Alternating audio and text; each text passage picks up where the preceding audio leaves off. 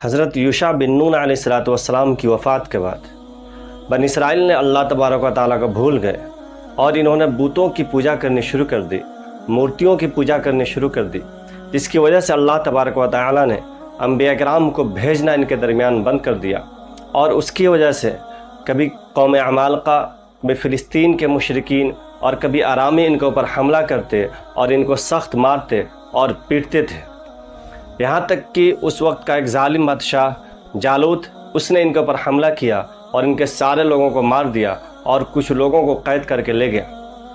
جب یہودی یوشع بن نون علیہ السلام کے ساتھ وادی تیہ سے نکلے تھے تو ان کے ساتھ ایک صندوق تھا جس کا نام تابوت سکینہ تھا۔ اس کے اندر موسیٰ علیہ السلام کی لاٹھی، موسیٰ اور ہارون علیہ السلام کے کپڑے، پگڑی، توشاک اور دوسرے انبیاء کرام کی کچھ مقدس چیزیں تھیں۔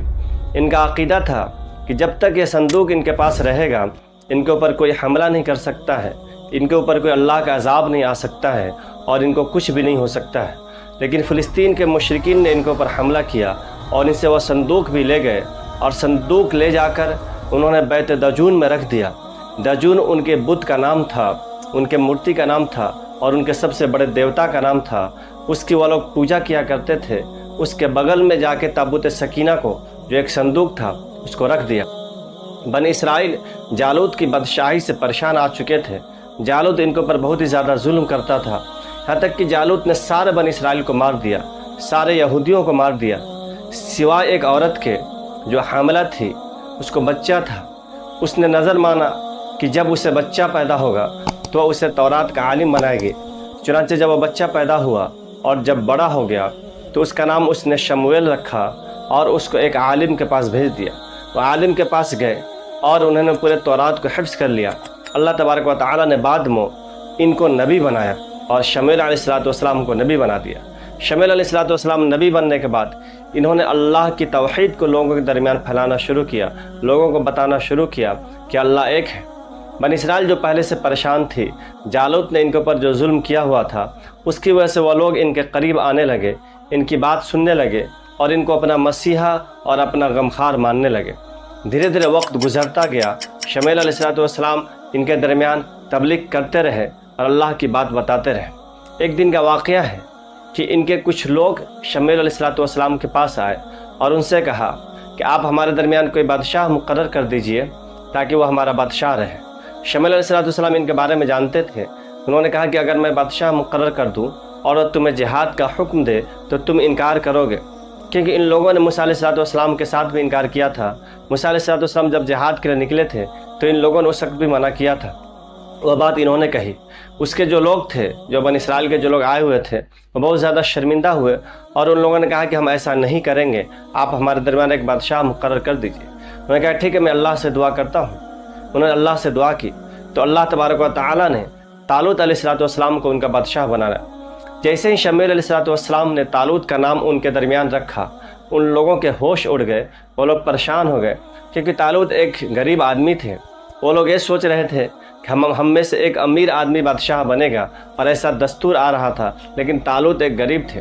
شمویل علیہ السلام نے کہا کہ اللہ نے انہی کو منتخب کیا ہے کیونکہ انہیں بہت زیادہ علم ہے اور بہت ہی زیادہ مضبوط آدمی ہیں، اور بادشاہت کے لیے 2 چیزیں کافی ہیں۔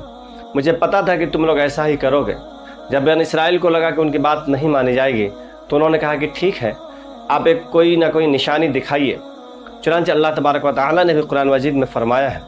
ادھر ایسا ہوا کہ جب فلسطین کے مشرکین تابوت سکینہ لے کے گئے تھے اور بیت دجون میں رکھا ہوا تھا، تو جب بھی اس کی عبادت کرنے آتے، ان کا دیوتا اور ان کا خدا اوندھے منہ گرا ہوا رہتا تھا۔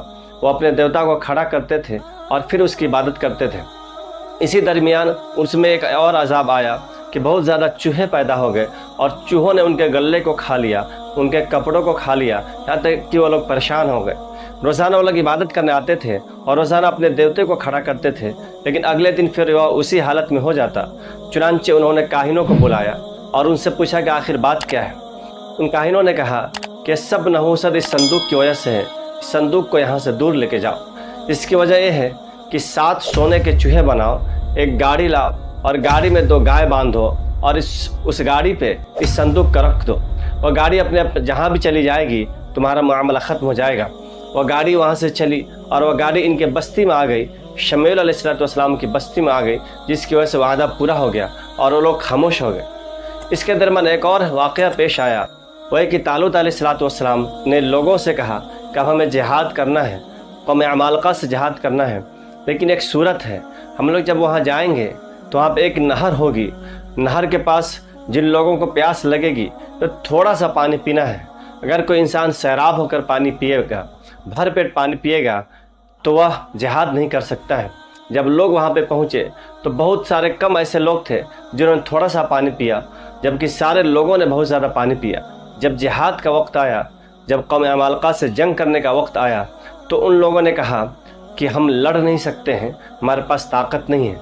सिर्फ 313 लोग थे जिन्होंने जंग लड़ी और इस जंग में उनको फतह हुई। वो फतह एक नौजवान के ज़रिए हुई, जो नौजवान 13 साल का था, गरीब था, कमज़ोर था, एकदम उसके पास कुछ भी नहीं था। यहाँ तक कि तालूत अलैहिस्सलाम ने उनको ज़िम्मेदारी भी नहीं दी थी और उसको असलहा भी नहीं दिया था, लेकिन फिर भी उस नौजवान ने जालूत को मारा और जालूत को ख़त्म किया। इस तरह से शमूएल अलैहिस्सलाम ने अपने कौम को जालूत के जुल्म और सितम से बचाया। अगर वीडियो अच्छी लगे तो इस वीडियो को लाइक कीजिए, शेयर कीजिए, सब्सक्राइब कीजिए।